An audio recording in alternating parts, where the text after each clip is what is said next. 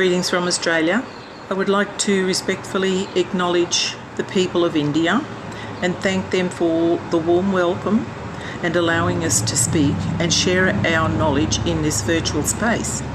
I would like to acknowledge our Aboriginal and Torres Strait Islander people as the Indigenous peoples of Australia and to recognise their ongoing connections with the land and the sea. Aboriginal or Indigenous Australians are still part of the Commonwealth, comprising of the mainland of the Australian continent, Tasmania in the extreme south, and the Torres Strait Islands between far north Queensland and Papua New Guinea. Today, Indigenous people make up just over 3% of the total population, which has been estimated at approximately 26 million people in 2020. We fly 3 flags on our public buildings, and during national celebrations like NAIDOC Week, we fly the national flag, the Aboriginal flag, and the Torres Strait Islander flag. We are not one group. There are over 500 different clan groups or nations around the continent, with many having their own distinct cultures, beliefs, and languages that are still practiced today. Artists continue to hold onto their cultural and spiritual beginnings and continually make reference to their heritage in their work, evident as artists present their work for significant showcase events like the Cairns Indigenous Art Fair. Our land is so diverse. The environments and landscapes from which we draw inspiration is an ever-flowing stream of visual stories and messages we want to convey through our work. Totems, designs and stories shared by our First Nation artists are protected by copyright unless permission is given by the creator or the creators who have worked to execute a collective work. Australian Indigenous author and solicitor Dr. Terry Janke said the protocols endorse the rights of Indigenous people to their cultural heritage and support diverse First Nations creative practice.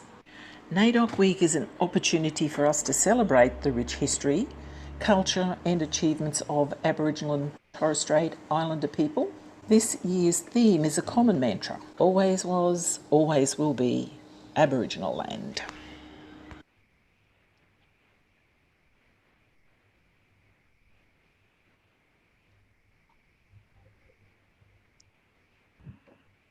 Welcome everyone to a series of creative conversations on the theme of cultural linkages between Australian and Indian artists, hosted by Arts Nexus, Far North Queensland, in partnership with the Cairns Indigenous Art Fair and the Australian Consulate based in Chennai, India. Welcome also to our Auslan viewers and listeners. If you are able to stretch the screen, you will be able to include the interpreters, Melissa and Susan, that we have on board today to be able to sign for us. Thank you. Our series of conversations is celebrating NAIDOC Week 2020 in Australia, National Aboriginal and Islander Day of Celebration. And each year, NAIDOC Week celebrates the rich and diverse cultures of the Aboriginal and Torres Strait Islander peoples. We are Australia's First Nations people. We would like to acknowledge the Gimoy Walabara Yidinji and the Irragandanji Nation, the traditional owners of the land on which we are streaming this conversation. To all First Nations peoples from the land you are watching from, we would also like to pay our respects to elders, past, present and emerging. NAIDOC Week, or NAIDOC, welcomes you to celebrate with us, so please enjoy the conversations. Our session today is live streamed, so a big thank you to Artsfront. Our program follows yesterday's session, Politics of Language. You can find our Arts Nexus Facebook event and the website of artsfront.com. If you'd just like to go and search those, you'll find out a lot more about us. My name is Jenna Worry, and I am the Far North Queensland Regional Arts Officer for the Regional Arts Service Network, an initiative of Queensland Government through Arts Queensland. The position is managed by Arts Nexus, a support agency that enables creatives and artists across all art forms, across all experience levels and all cultures in our region, which includes Cape York and the Torres Straits. Our conversation today is cultural exchange and its role in soft power. Our guests will talk about the ways they have worked and lived in our communities, used their education and lived experiences, drawn on their cultural backgrounds, talents and passions to express themselves. And I thank them for their contributions they are making to the cultural landscapes we live in. We will explore the definition of cultural exchange, diplomacy, skill sharing, networking, and the benefits of countries reciprocating exchange, and the understanding it brings in times of natural and personal disaster, and in our case, a global pandemic. What does it mean to visit another First Nations people's country and exchange your culture? Through our speakers' experiences, we will explore what travelling and sharing our cultural stories have achieved. These conversations are a direct outcome from a diplomatic cultural exchange experienced by Melissa Robertson as an arts leader travelling to India and meeting people like Reena Dinwan and Bikram in Kolkata last year. Department of Foreign Affairs and Trade invests in programs like the Arts Leaders and Custodians program at the Australian Council for the Arts. And we look forward to hearing more about this from our panellist, Ian Collis. I'm going to let them introduce themselves, 2 minutes each to talk about themselves, but please look them up and find out more about their legacies. Now, I promised an hour for this conversation, but this conversation could continue for generations to come. So let me introduce Ian. Ian, the Australian Council for the Arts. Would you like to say a few words about yourself before we get into any further conversation? Thanks. Thank you, Auntie, and thank you for your wonderful virtual welcome to country. I really appreciate it, and so wonderful to be involved here today. Hello, my name is Ian RT Collis from the Daraballab clan of the Gundungurra. I pay my deep respects to the Gadigal country that I am within today. I too, in paying respects, I audio describe it. The Gadigal country is a country surrounded by salt water, light and sky.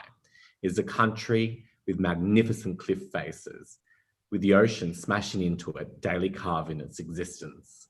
It has small to medium slopes and very few mountains, abundant in cheerful birds who wake me up every day. Myself, as an audio description, I am in my early to mid-late 30s. I'm a queer man wearing a black shirt and a jacket in front of a 2 beautiful Yirrkala paintings, bark paintings that were donated to the Australia Council many years ago. I too pay my unstoppable admiration to the many countries, both in India and across Australia, where you are streaming on from today. And I pay respect to elders whom are with us online today, our past and our continuously flourishing future, while honouring custodianship. Just briefly, my role at the Australia Council for the Arts sees me as the First Nations Capacity Officer for the Australia Council, and I am the Manager and Director of the Custodianship Program that I coordinate with a core team that sees me work with Auntie Associate Professor Henrietta Murray from the Yirrkala people and Mark Yittika Paulson, who is our core facilitator from the Bunjalung and the Gamilaroi peoples. I'm also the current manager and coordinator of the Australia Council for the Arts, First Nations Digital and Culture Arts Strategy. Thank you for allowing me to be here today. And thank you, Auntie, again, for your wonderful, your acknowledgement of the countries and our deep totemic events that have created the countries and the individuality of our cultural expressions. Thank you, Ian. Thank you. Thank you. Can I now invite, can we come with you, Rena? Rena, are you ready to say a quick few words about yourself? Yes. Thank you. Go ahead. Thank you so much, January. Thank you so much, Melissa, for this platform. And I'm really looking forward to today's conversation.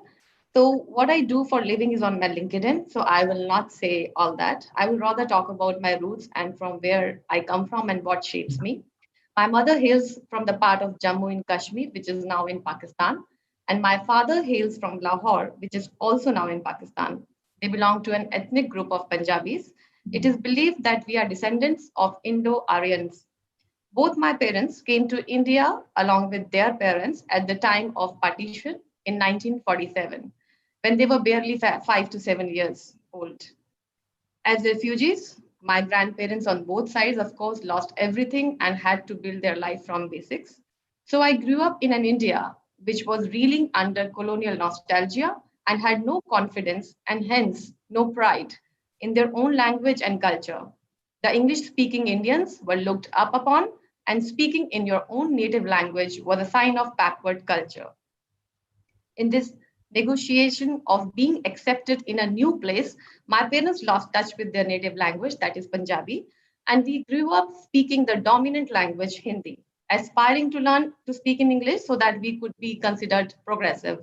As a young girl, I struggled with where I belong because there were two types of mindsets prevailing around me.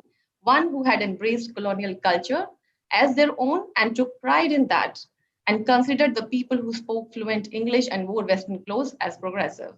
They considered the Hindi-speaking suit, salwar or sari clad women, these are Indian traditional dresses, as backwards and called them behenji, a local word to describe someone who's not modern in their dressing and lifestyle. And on the other hand was another set of Indians who despised colonial culture and considered English-speaking women wearing Western clothes of questionable character. So from there I grew up. Thank you so much. Oh, looking forward to hearing more from you, Rena. Ruby, can we come to you now? Thank you. Ruby Hebron. Thank you, Ruby. Hi, thank you very much for inviting me to this conversation. And I'm really happy to be part of this. I take this time first to acknowledge the lands that we find ourselves in, both in Australia and in India. We rarely do this in India. We never start by acknowledging the lands we are in because we have been denied acknowledgement of that land itself. My name is Ruby Hembrom, and I am a Santhal, an indigenous person from India. I belong to the largest homogeneous indigenous peoples of this land. We are about 8.5% of the population, and 8.5 may seem like a small number, but when you translate it into the billions of people we are in India, it is a significant number. I run a publishing and archiving outfit often by indigenous peoples of India called Adivani, which is the First Voices. And my work as a cultural documentarian was taken up only because I had reached in my adult life a threshold of exclusion and discrimination. And it was my standing up and saying enough is enough. So that's where it stems from. It wasn't really a grand plan or a career option. It was just something that we needed to do. The time had come. Thank you. Thank you, Ruby. Sean, can we hear from you now, please? Sean? Yeah, hi. Welcome, Sean. Thank you very much. Yeah, it's an honor to be on here and to hear the many other so far, speakers. And I'd like to acknowledge everyone doing this Zoom conference.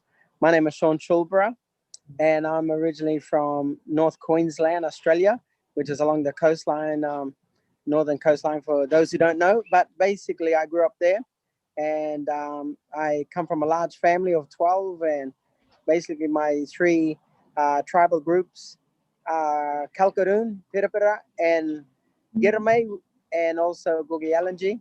I speak lots of different languages. My father's language, I speak that one. For me to say hello to everyone, we could just say Garija, and that means all right. Yeah. Thank you, Sean. Vikram Ilyingat. Vikram, Hi. please. Hello. Yeah, I'd like to join my voice to thanking everyone for being here and for creating this platform between Australia and India. And I'm also going to take a leaf out of what Rina and Ruby have already begun. And of course, Sean, it's something that I learned during my time in Australia. How do you introduce yourself? I come from a mixed marriage, which in my parents' generation was not that and was not so usual.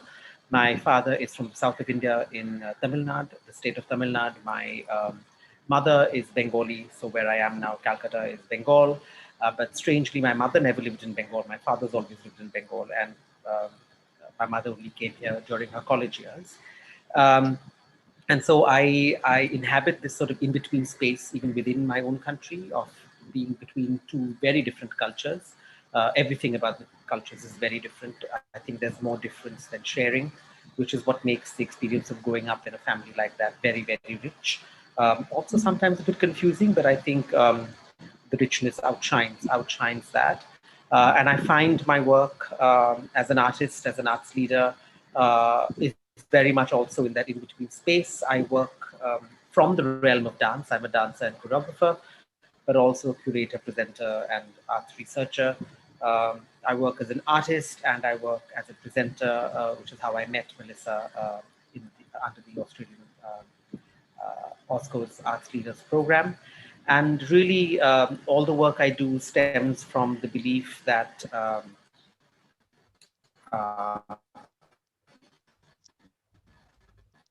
to create deep and meaningful connections through the arts. So whether I'm making work, that's really where all the work, local and international, comes from. Thank you. Oh, thank you, Vikram. Now to the conversation. What does it mean for First Nations, Aboriginal people from any country, to cross the oceans and visit other First Nations peoples living on their own land? Would you like to comment first, Ian? Hi. So to describe my background, I'm from the Daraballab clan of the Gundungurra people, which is 2.5 hours west of Sydney, in the place called Blue Mountains. It stretches down behind the Darawal people towards ACT, which is our capital. I share the Blue Mountains with the Darug peoples. I've had the pleasure of living, working, and choreographing in 7 countries. I've had the experiences of working with 800 to 900 orphans throughout East Africa, with the Baganda people in Uganda. I've worked with peoples throughout Native Canada, how they term themselves there, or First Nations Canadian peoples, as opposed to Second Nations ways of knowing, which is Canada, and Native American peoples. As well as Maori and a diversity of peoples. But from my experiences of going to other countries, I see the value, and I'm sure Sean and our Rina and Vic and Ruby, they've all bared witness to the experience of the Indigenous experience of country, the custodianship program, which is a cultural leadership program for cultural practitioners, artists and arts workers from across career levels and across practices, recently had its first residential in Gogunyaranji country, which is a country that Sean has cultural ties in, and it's his country, in the Daintree. And, that is an exemplar of a people's from many language groups and or clan groups from across Australia entering a country that they may not be a member of. And on-country learning in Australia is critical to understanding the cultural signature and the custodial ways of knowing oneself and being within country and doing country. Doing country can be through the cultural practice of the art form. Culture informs how the artistic practice is done. So just as country is unique, so too are the cultural expressions that come from country. In regards to international, I think that it's really critical that our Indigenous brothers and sisters from around the world as First Peoples experience other First Peoples experiences of their country, listening to their elders, listening to the rhythm of that country, its pulse, its language, its song, its dance. So too, they understand the country and the culture in which it comes from, and they better understand the First Peoples that they're engaging with experience with, one, colonial occupied controlled countries, which Ruby, Rena and Vic have echoed, but two, also second nations experiences with our First Nations brothers and sisters as we try to live in a world where we are discovered and then displaced by white colonial ways of knowing, being and doing.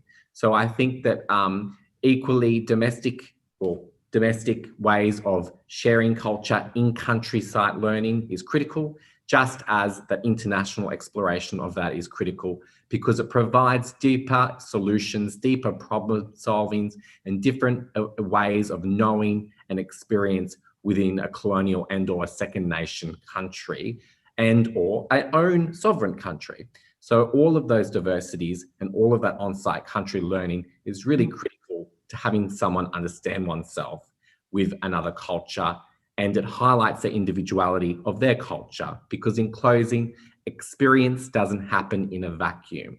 Experiences change the objective experiences and or conditions in which future experiences are had. First Nations cross-pollination is critical in understanding solutions in moving forward.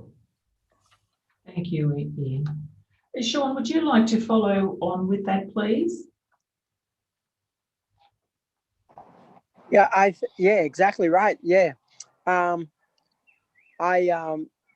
know, like my personal experiences, you know, traveling overseas and meeting other Indigenous peoples, you know, like, you know, we have that connection where we sort of just relate to each other. We understand, usually, you know, we have similar traditional, you know, practices that we still are maintaining usually, you know, because, you know, there might be occupants of another country, things like that. So we sort of find similarities too, you know, in terms of having language programs set up for our people to learn their languages, or, you know, cultural practices in schools and other areas as well. And so with my experience, I sort of found, you know, like when we traveled there, we all, I don't know, it's like long lost family. You meet them and you go, hey, my brother, you know, so we kind of, you know, we meet them and usually we pretty much have the same background, the same stories. We talk about families and talk about foods and hunting and dancing and music. And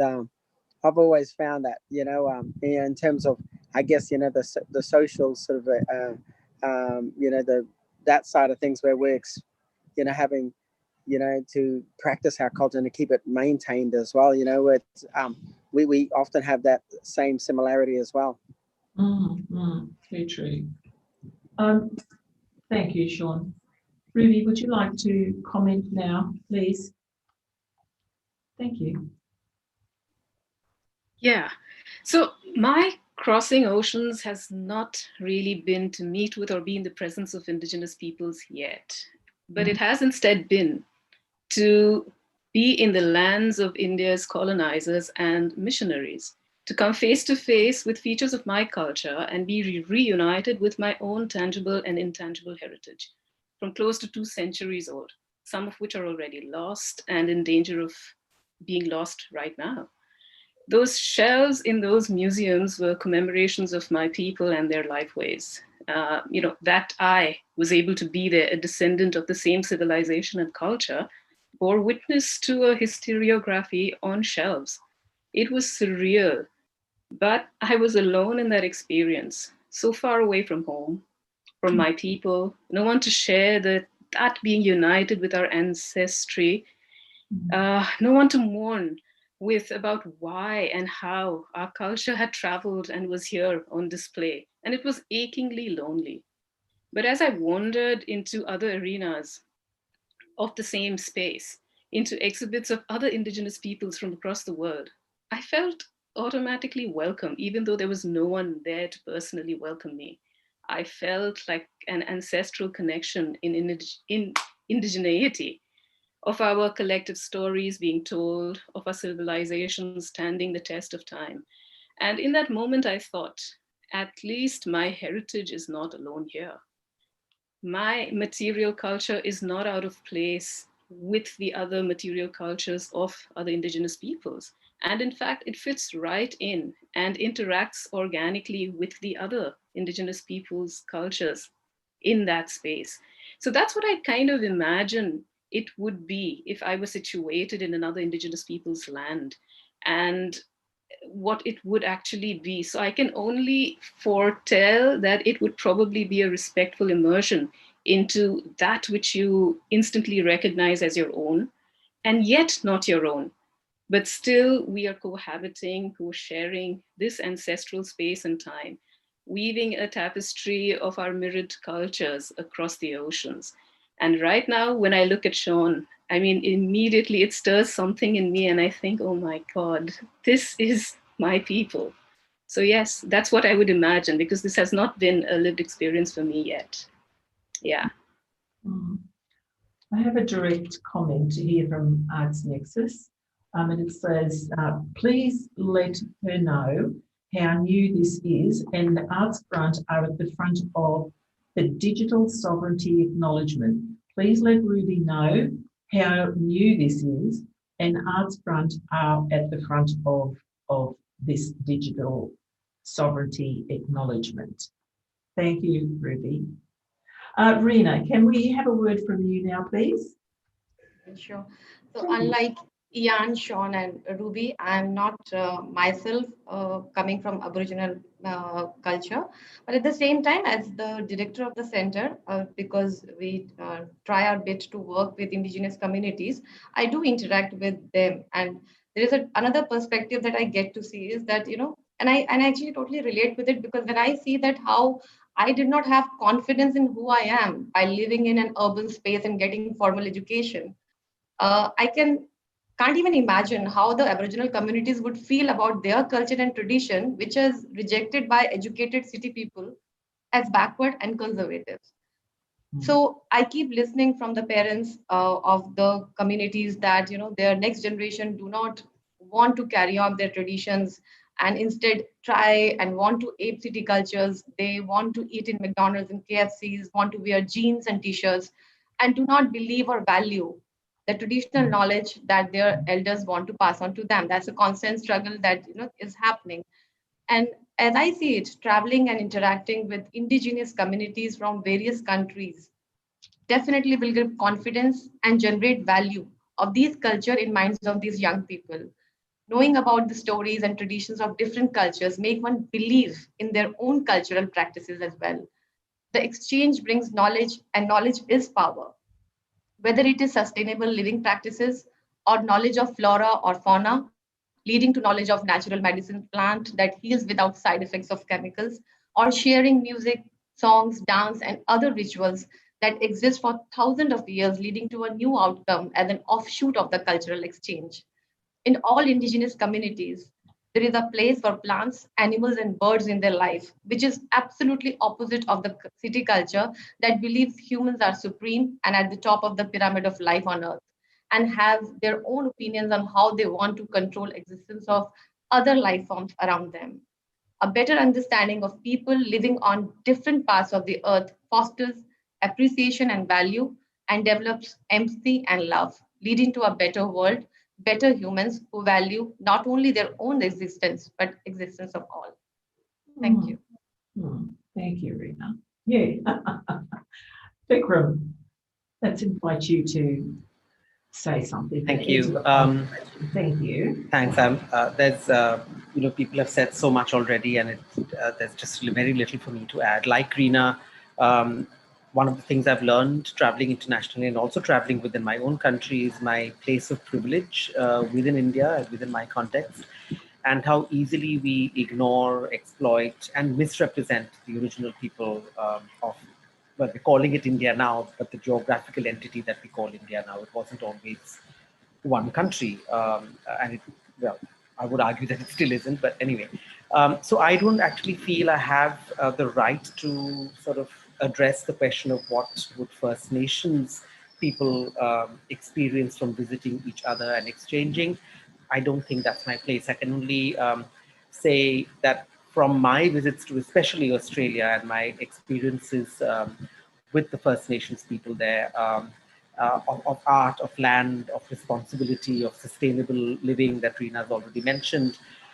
It's opened and deepened and enhanced my own interactions with them, of course, because of the warmth with which I was welcomed. And Ruby's already sort of said that that warmth lives in the artifacts that may have, may now be in the British Museum, but the warmth is there in the artifacts themselves. So I've been moved by the humility, the humor, the dignity, the wisdom, and the deep connection with land and country. And we fight for various kinds of rights all the time. Wherever you are, you're fighting for some rights all the time. But we often forget that along with rights, there's also responsibilities that go along with it, and we need to be fighting for those as well. And I really feel that while there is a great awareness of what your rights are, and along that, what your responsibilities to those rights are within Indigenous peoples. And I think that's something, being non-Indigenous myself, that's something I've really learned and I hope to continue learning from. Currently, I'm working on various projects responding to the climate crisis, and I constantly feel that why aren't we in just learning from Indigenous practices more, because the solutions lie there. We don't have to reinvent the wheel of how to make a better planet for everyone. The knowledge is there. We're just not looking for it in the right place. Yes. Thank you, Vikram. I think we've all been blessed with having those cultural exchange experiences that we've all benefited from. I think with our Australian First Nations people, we're now imparting a lot more of our knowledge and our information with our visitors, so that people are becoming more aware of who we are and our history. Can I just move on to what would be your comments about what can we achieve by cultural exchange in this changing environment? Just a few minutes. Looks like you're up, Ian, first. Thank you. I think that the premise of the custodianship program that I'm involved in talks about culture, strengthening culture. I think that what's happening right now is that we have all found ourselves in a collective experience of knowing a sense of panic, and I feel like there is a continuum of cultural divide, and a real acknowledgement about, as Vic is saying, about global warming, about cultural identity, and about advocating for self and each other.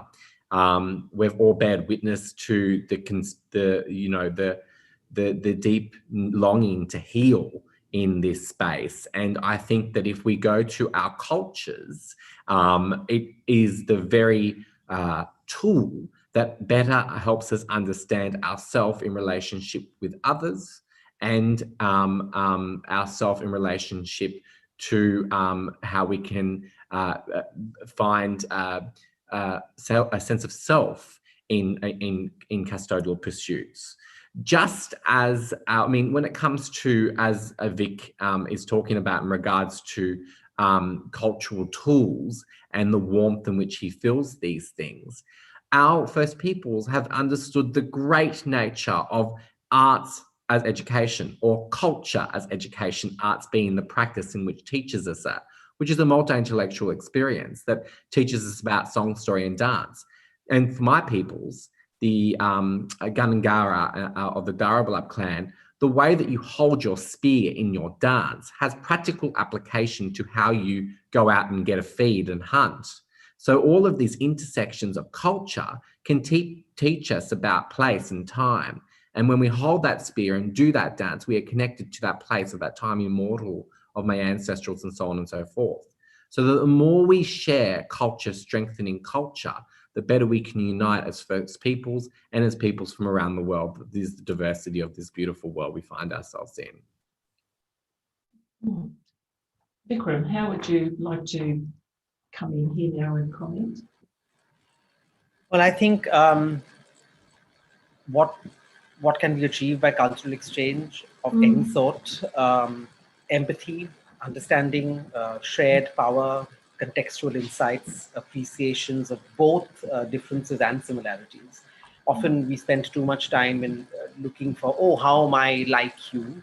While I think it's far more exciting to look at, oh, how am I unlike you? And there's so much joy and discovery there.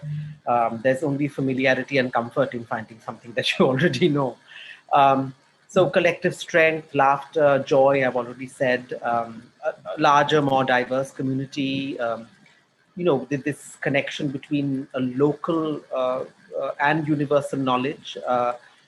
Rina's already said knowledge is power, and you've already been talking about how does one share knowledges that are in your DNA, so to speak, because of who you are. There's expertise and experience that you share, and that sort of organically infects any collaborative project or even a simple conversation you might be having with someone else from another culture, with an extraordinary depth of perception and criticality. And through all that, of course, we're going to create, I believe, the most amazing artwork.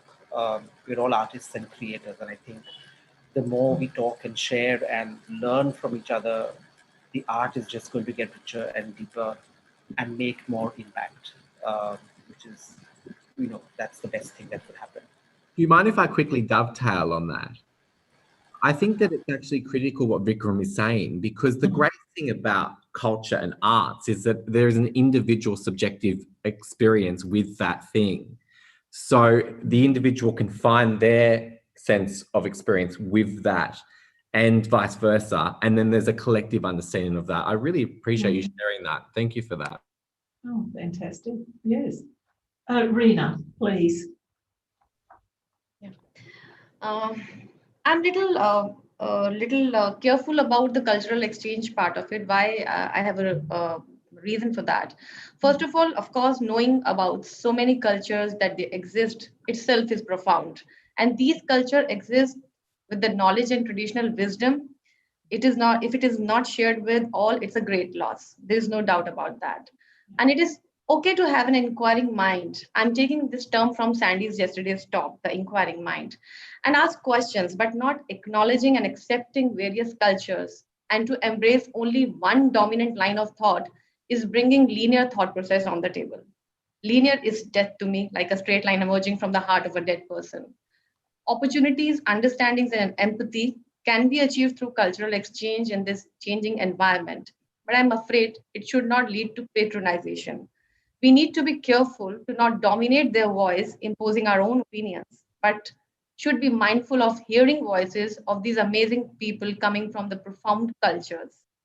At times, I've seen the indigenous communities and their culture being represented as someone in a zoo. The exchange actually is limited to exhibiting the exotic India, which is actually damaging to the communities. When we talk about the cultural exchange, then the people who are funding such endeavors or driving them should consider the process and the context, than just the exhibit part of the culture. Thanks. Ruby, please come in now and Sure. add to the conversation? Very interesting. Right. Yes, taking off from what Reena was saying, a lot of that resonates with me. So I see cultural exchange, one, as a channel of preservation, and two, as building a cross-cultural mosaic of cultural solidarity and resilience. As Indigenous peoples of India, we never really needed to record ourselves because we were living documents ourselves. But now we've just begun because we are accessing tools to be able to do so. So literacy skills, numeracy skills, multimedia access, etc. But also with that, we are standing up to appropriation and misappropriation of others' representation. But also we understand how changing environments impel cultural loss. And a cultural exchange forces one to think of what can I share? And that propels us into processes of cataloging very quickly, our tangible and intangible cultural heritage, re-engaging and appreciating one's own culture. We just live it. So we've never really given it a thought as to how to really save it and preserve it for the next generations. And in that re-engaging, there is, of course, this mourning for the loss. And that's what allows us to devise plans of revival and revitalization.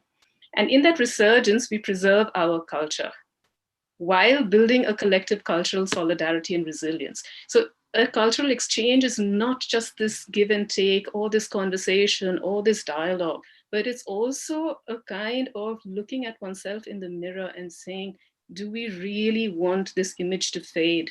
If it's fading, how do we keep it? How do we preserve it? So it actually allows that. An exchange allows one to look within. Yeah. Thank you. Now, we seem to have lost Sean, but I'm reading a few comments. He thinks this is absolutely amazing. It's a dream a dream come true for me, Sean, that our global tribe can now come together so easily. And I think it's a beautiful dream. And now it's come into fruition. Bless you. Now, we need to be moving on, and I just want to go and look at the possibilities of soft power in the future.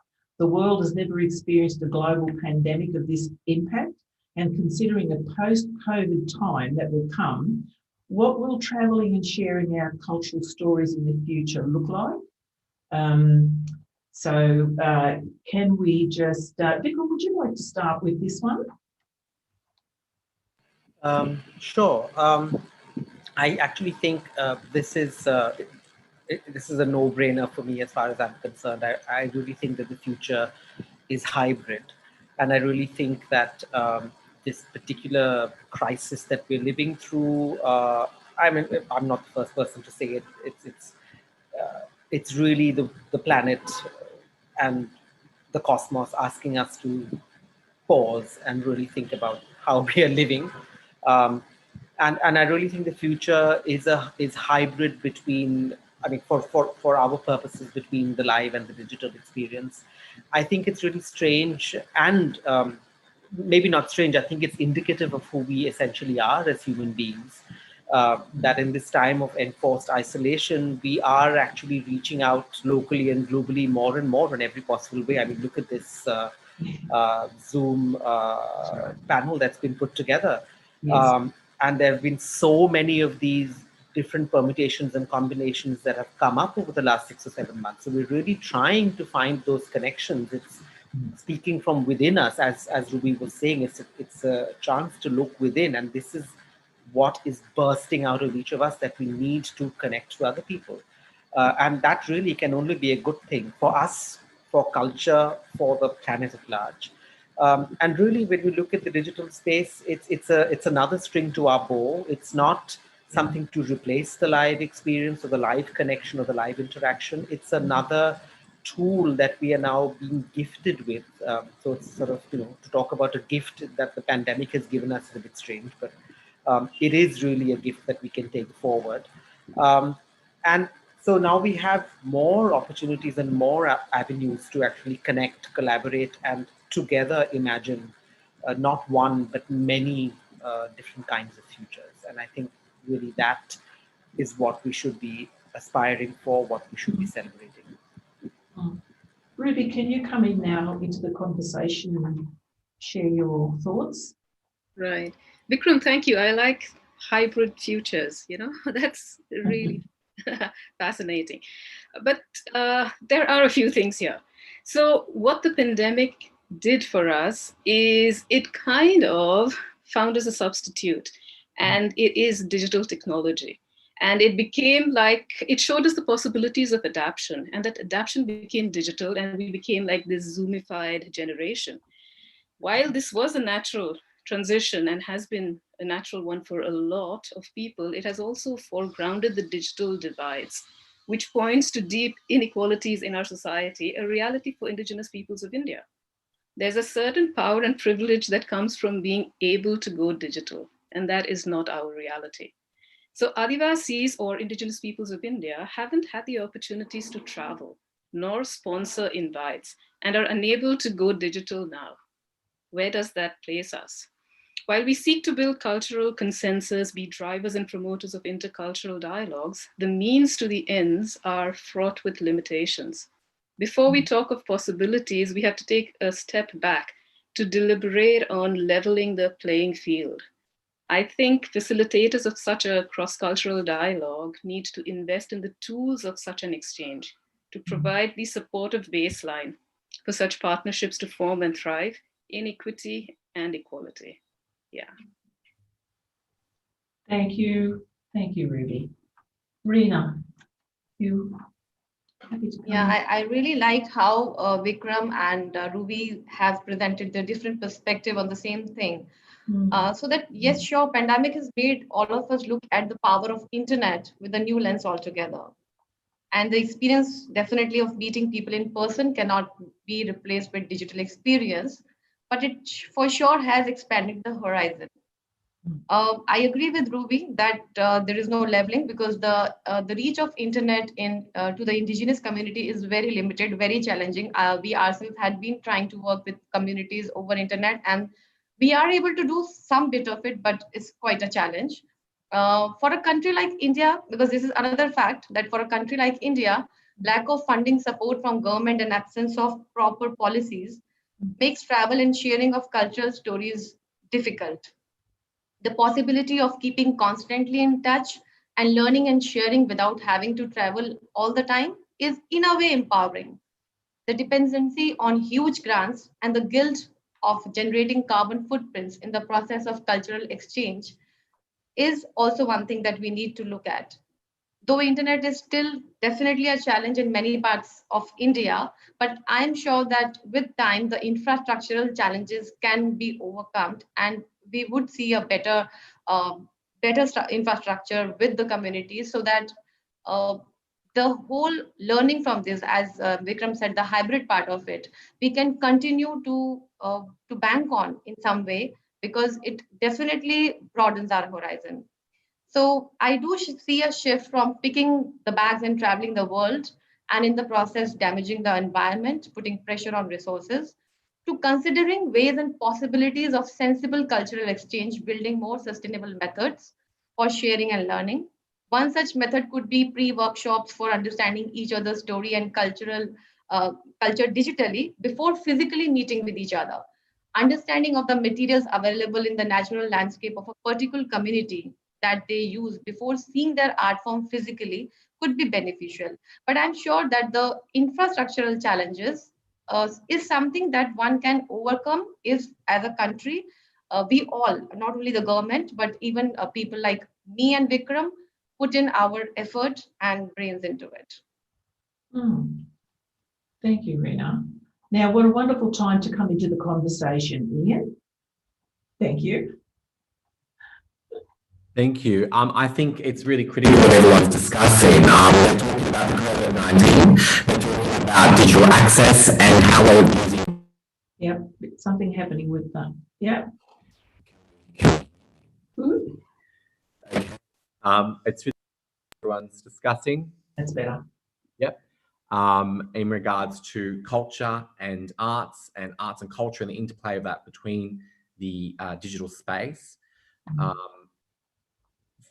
prior to COVID-19, as you were suggesting before, Auntie, First Nations culture and arts in Australia were experiencing completely unprecedented demand. Financial constraints could mean that the growing programming is more conservative in our future, and that cultural protocols will be abandoned or watered down. And this is a global concern. It is also vital that First Nations culture, arts and arts do not lose their hard-won visibility during this COVID-19 pandemic. New technologies and online engagement presented an opportunity to harness First Nations culture and arts sector. Even before the pandemic, Australians were increasingly engaging with culture and arts online and internationally. This additional engagement, technology is creating greater access, as all panelists are discussing today, and it's attracting something that we didn't have access to before, which is new audiences. But we want new audiences rather than replacing other ones. While it's necessary for the distancing measures to keep us away from each other, from our theatres, from our galleries, our venues, and so on and so forth, it's also necessary to start to look forward strategically, to look at what we can do to invest, and to really start to get savvy about what this area is. I think that along with the pandemic also came fears of significant loss of First Nations language, culture, and knowledges. There has also been an urgent need for strategies to protect our elders and to ensure that cultural well-being and mental health is kept up the forefront in this place of isolation we all collectively find ourselves in around the globe. This includes safe ways to access and to transfer cultural knowledge in in a digital realm. And in closing, as being a First Nations person and it being in the spirit of NAIDOC, I think that the First Nations people of Australia have got a lot of solutions up our sleeves in regards to being the oldest living cultures in the world, indeed the known universe. Our cultural knowledge extends far beyond Second Nations peoples, nations of the world and their relationship with it, as echoed with issues in regards to climatisation and the cultural divide. As custodians of this knowledge, First Nations peoples require a digital strategy that aligns with our own cultural and artistic visions. We have weathered the storm of colonialisation in Australia and around the world and beyond. We understand the value of adaptability, agility, tenacity, and this has in itself set the foundations for our success within the digital culture and arts realm and moving forward, whether it be with the future evolutions of this pandemic. I've really enjoyed these conversations today and there's been such wonderful interplay. And I also encourage everyone in regards to what is the relationship of culture and other cultures to look at the Australian Council for the Arts just recently updated document called Protocols for Using First Nations Culture and Intellectual Property in the Arts. Thank you, Ian. Now, before I close, we have a question here from Norman Arts Front to everyone. And I would like it to be answered in perhaps a sentence, if that's at all possible, maybe. What does the election of Kamala Harris mean? Whoa. Kamala Harris, everyone. Does Ian want to have a short? I think it's best that these mob talk about it. You know, I will be the last person to comment. I'm very interested in what you have to say. That, yes. Look, I think there's a lot more that we need to learn before we can actually come out and talk about this. And maybe I'll go back to Norman, have a bit of a longer discussion with him. Can I ask our guests here to just sum up our conversation today and what it has meant to you, only in a few words, and then perhaps, you know, later on we will be able to continue the conversation into the future. So how do you feel about our conversation today? Vikram, would you like to comment? I think it's, you know, within an hour to have so much material, so many perspectives to be put on the table, I think is fantastic. It doesn't always happen. And I'm really, really happy to have heard so many points of view on very clear areas that we need to be thinking about. And of course, it's just the beginning of a conversation. There's no, it's something to start us thinking more deeply. Rena, thank you. Yeah, this is a phenomenal conversation and a lot of learning from here going forward, especially Ruby and Ian's perspective definitely is important for me, for both the countries have similar kind of indigenous community and the struggle, but not the same, definitely not. And so it's a conversation that I'm going to take something from and work on in my work. Thank you. Thank you. Ruby, please. Absolutely delightful, illuminating, and very engaging. I'm so happy to have been part of this, both to participate and listen. Thank you. Thank you. And Ian, a few last words from you, please. Critical and an ongoing need to continue these conversations. And I'm so grateful to have the opportunity to share and learn together today. So thank you. Oh, thank you. We would especially like to thank Andrew Collister at the Australian Consulate in Chennai for providing us with this platform to explore international relations. Thank you to our partners, the Cairns Indigenous Art Fair, the RASM program, and the team at Artsfront. I would like to thank the guests for providing their insights and experiences. And there's never enough time to continue with these types of conversations. I've really enjoyed today. Now, thank you to Ian Collis, to Sean Chulbra, Rena Diwan, Ruby Hembron, and Vikram I. Lenga. I hope I've got that right. Never been really good at languages, and I apologise if I've pronounced that not correctly. Join us tomorrow for Wednesday's session, and that is When Will I See You Again? Thank you for joining us today. Thank you to our audience. Please share, like, and comment through our Facebook to ensure your friends and family can celebrate NAIDOC with us. Always was, always will be Aboriginal. Thank you, everyone. And thank you to our Auslan ladies, Melissa and Susan. Thank you. And of course to Melissa Robinson, who is behind there, captain of the ship. Where are you, Melissa? Thank you, Norm. Thank you. Thank you. And like us to now, we're going to cross over. Rena Diwan has got a video of the Centre of Creativity in Kolkata, so we can get a real sense of the country that we're talking to. Wonderful. Thank you, Rena. All right. And yes, thank you, everyone. This is a dream come true for us here at Arts Nexus. We've been wanting to do this for some time. Exciting. And we are going to a screen share. It's a 3-minute video. Grab your cup of tea, sit back, relax. Lovely to meet you, Rena and Vikram and Ruby and everyone.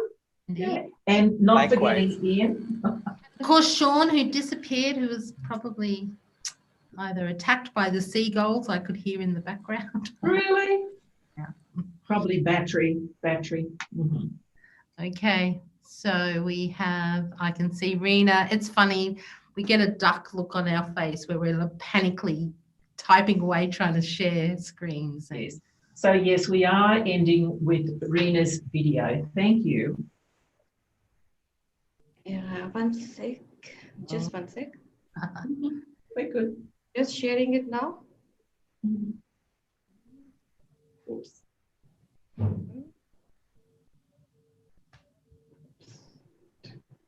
See? 1 sec.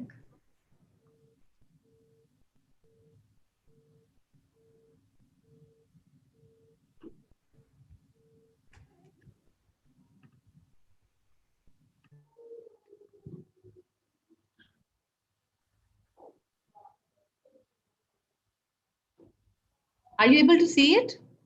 No, not No. me. One sec, one sec. No, we're seeing your folder. Yeah, one sec. Let me just go back. Okay. These things always work in the tech check. That's true. Can lay money on it.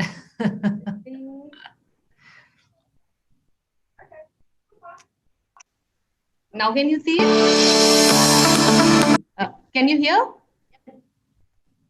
Yeah, it's fine. Yeah. Okay.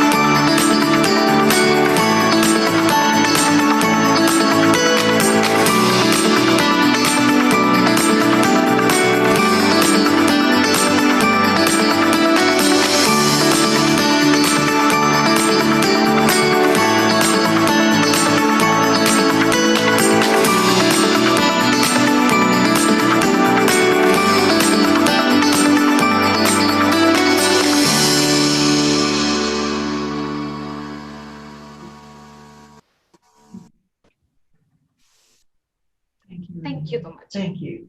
Yeah, it was interesting.